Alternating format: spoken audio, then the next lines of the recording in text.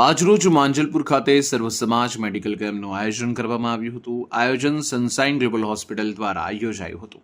આ મેડિકલમાં વિવિધ પ્રકારના નિદાનો સારવાર નિઃશુલ્ક રાખવામાં આવ્યા હતા, જેવી તે બ્લડ પ્રેશર, ઇસીજી, હાડકાના દુખાવો, ડાયાબિટીસ ચેકઅપ અને શારીરિક ઉપચારો જેવા વિવિધ પ્રકારના રોગોનું નિદાન કેમ્પ આજે નિઃશુલ્ક માંજલપુર ખાતે આવેલ ઉભરસ્વર પ્રાથમિક શાળા ખાતે રાખવામાં આવ્યું હતું. આ કાર્યક્રમમાં તમામ સમાજના આગેવાનો ઉપસ્થિત રહ્યા હતા અને ખાસ કરીને મહેમાન તરીકે માંજલપુર વિધાનસભાના ધારાસભ્ય યોગેશ પટેલ, વિસ્તારના કાઉન્સિલર પૂર્વ મેયર નિલેશ રાઠોડ તથા વિવિધ સમાજના આગેવાનો ઉપસ્થિત રહ્યા હતા અને મોટી સંખ્યામાં લોકોએ આ નિઃશુલ્ક કેમ્પનો લાભ લીધો હતો.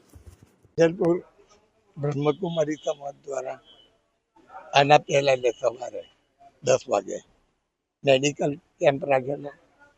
ત્યાર પછી અહીં માધરપુર પ્રાથમિક શાળામાં સર્વ સમાજ દ્વારા ગ્લોબલ હોસ્પિટલ દ્વારા અહીં જે મેડિકલ કેમ્પ રાખ્યો છે અને આ વિસ્તારના લોકોને ફ્રી મેડિકલ એટલે આવા કાર્યક્રમો અનેક સંસ્થાઓ દ્વારા થઈ રહ્યા છે.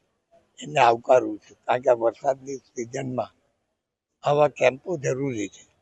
કોઈને બ્લડ જોઈતું હોય, કોઈને મફત મેડિકલની સેવા જોઈતી હોય, આવી સંસ્થાઓ દ્વારા જે સેવાઓ થાય છે એ ઘણી આવકારદાયક છે.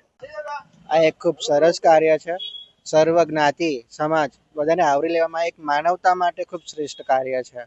કેમ કે આજે હેલ્થનો ખૂબ ઇસ્યુ છે દેશભરમાં, તો એક ખૂબ સારી એવી એક સેવા છે કે જેને દરેકને લાભ મળે અને પોતાનું સ્વસ્થ સંભાળી શકે.